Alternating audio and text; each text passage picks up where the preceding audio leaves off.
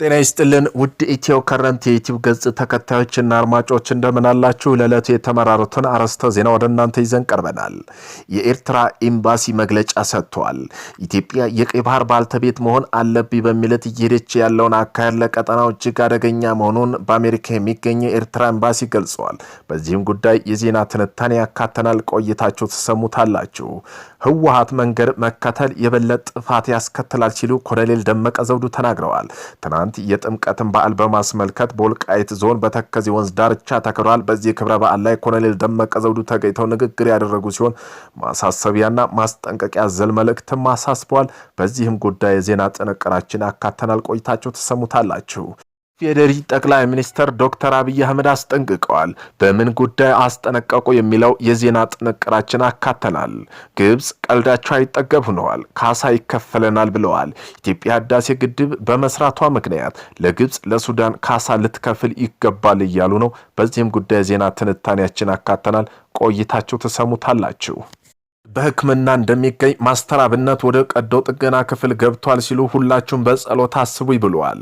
ታዋቂውና በብዙ ዘንድ የሚወደው ማስተር አብነት ለረጅም ጊዜ ሲከታተል የነበረው የህክምና ሂደት ለማጠናቀቅ በአሁኑ ሰዓት ቀዶ ህክምና ክፍል መግባቱ ታውቋል። በዚህም ጉዳይ ዜና ትንታኔያችን አካቶታል። ቆይታችሁ ተሰሙታላችሁ። የመሳሰሉ አርዕስተ ዜና ወደ እናንተ ይዘን ቀርበናል። ቤተሰብ ለመሆን ላይክ፣ ሼር፣ ሰብስክራይብ ማድረግዎን እንዳይረሱ። ወደ ዕለቱ የመጀመሪያ ዜና ትንታኔያችን ስናልፍ በኦታይ መረጃ ስንጀምር በታይላንድ በህክምና ላይ የሚገኘው ማስተር አብነት ወደ ቀዶ ጥገና ክፍል ገብቷል። ሁላችሁም በጸሎት አስቡኝ ብለዋል። ታዋቂውና ብዙ ዘንድ የሚወደደው ማስተር አብነት ለረጅም ጊዜ ሲከታተል የነበረው ህክምና ሂደት ለማጠናቀቅ በአሁኑ ሰዓት ቀዶ ጥገና ክፍል ውስጥ መግባቱ ታውቋል። ማስተር አብነት ወደ ህክምና ክፍሉ ከመግባቱ በፊት ለኢትዮጵያ በሙሉ ባስተላለፈው መልእክት በሁሉም መልእክት ነገር ከጎኔ ቆማችሁ ለደገፋችሁኝ ኢትዮጵያ ለታላቅ የደግነት ልብ ባልተቤት ሁሉ ምስጋና ከልብ ነው ብለዋል። የጭንቅ ቀን ወዳጅ ሁሉ በህክምና ሰላም እንደተመለሱ በታላቅ ምስጋና እንደምንገናኝ እምነቴ ነው ብለዋል። በማለትም ልቦናዊ ምስጋና አቅርበዋል። ማስተር አብነትም አሁንም በጸሎታችን እንዳይለየ በትህትና ጠይቃለሁ።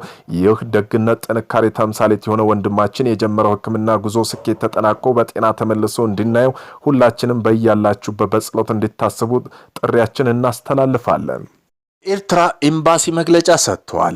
ኢትዮጵያ የቀይ ባህር ባልተቤት መሆን አለብኝ በሚል እየሄደችበት ያለው አካሄድ ለቀጠናው እጅግ አደገኛ መሆኑን በአሜሪካ የሚገኘው ኤርትራ ኤምባሲ ገልጿል። ኢትዮጵያ ከቅርብ ጊዜ ወዲህ በኤርትራ እያደረገች ያለው ዘመቻ ቀጠና ወደ አደገኛ ጦርነት የሚያስገባ በመሆኑ ዓለም አቀፋዊ ማህበረሰብና ሚዲያዎች ትኩረት እንዲሰጡ ጠይቀዋል። ኢትዮጵያ ከሄደችበት ያለው አቅጣጫ የሀገር ድንበር ህግ የጣሰ ነው ብለዋል።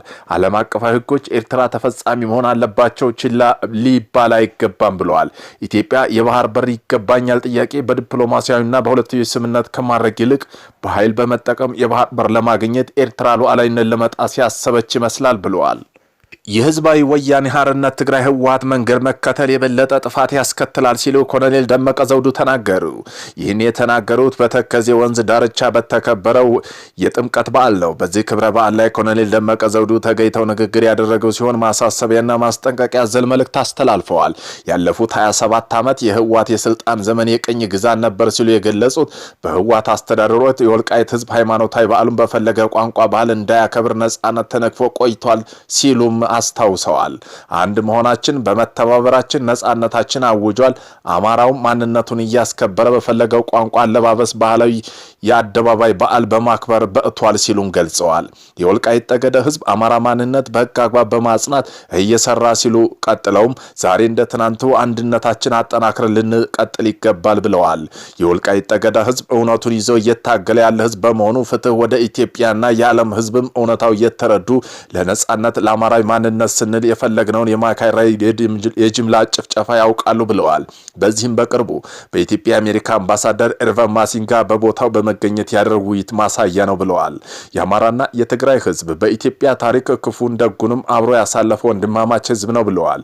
በአብሮነት ለመሆን ከኛ ከወንድማሞቹ ጋር መነጋገር መወያየት እንጂ የህወሓት መንገድ መከተል የበለጠ ጥፋት ያመጣል ሲሉ የወልቃይት ጠገደ ህዝብ ጎንደሬ አማራ ተቀሙኝ ነው እንጂ ከትግራይ ህዝብ ጋር አብረን አንኖርም አላለም ሲሉም ተናግረዋል።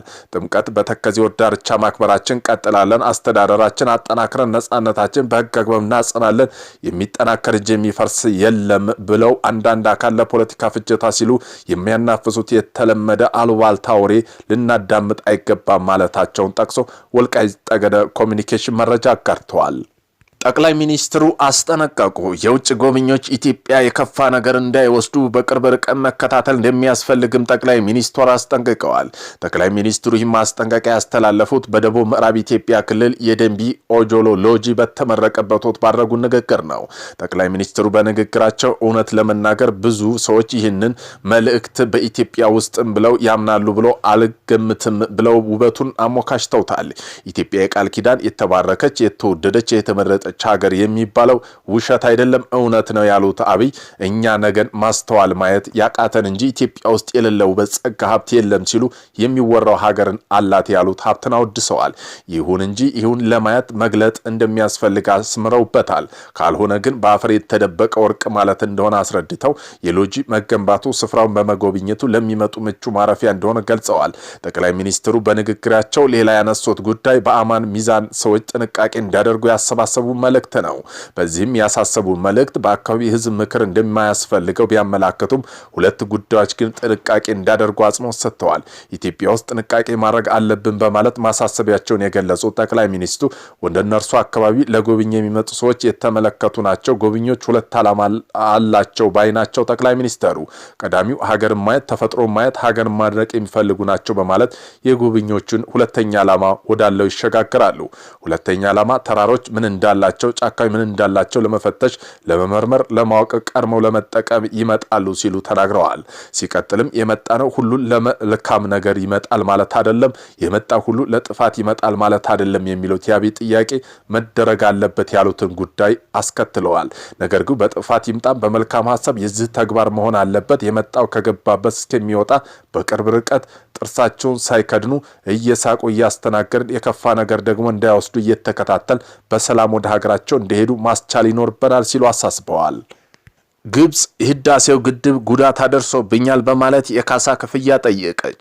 የግብጽ ውሃ መስኖ እና ሀብት ሚኒስትር የሆኑት ሃኒስ ዌሊም የታላቁ ህዳሴ ግድብ በግብጽ ላይ ጉዳት አደርሷል በሚል ኢትዮጵያ ካሳ እንድትከፍል በይፋ መጠየቃቸውን የግብጽ ጋዜጦች አመላክተዋል።